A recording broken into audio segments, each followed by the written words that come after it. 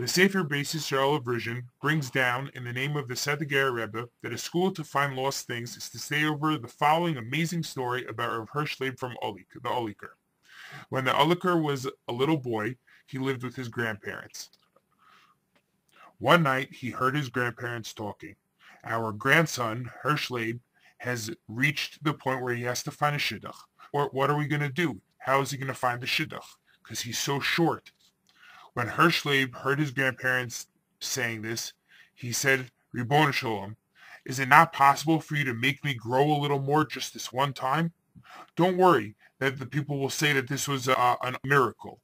You could say that they never really paid attention to how tall I really was.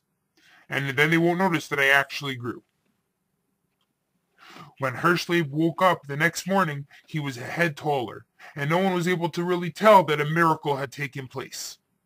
And he got a shidduch.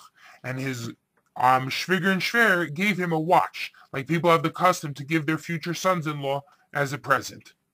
And he lost the watch. After Hirsch misplaced the watch, he was very nervous that the shidduch would fall apart because his future shviger and shver would think that he was a batlan, someone very careless, because the watch is something very valuable, and they're worried that if he lost this, what else is he going to lose? And he davened out to Hashem again. Ribbon Shalom, can you not make it that this one time I find my watch? Don't worry that people will say this was a miracle, because they can attribute it to me finding it in the place that I left it. And then he found it. And people just assumed that he found it where he left it. After hearing this story, someone repeated this story to one of his close relatives after he lost his own pocket watch. Telling over the story, he found it. And the Sadigere Rebbe said, after hearing this Maisa, that a school to find lost things is to say over this Maisa to someone else.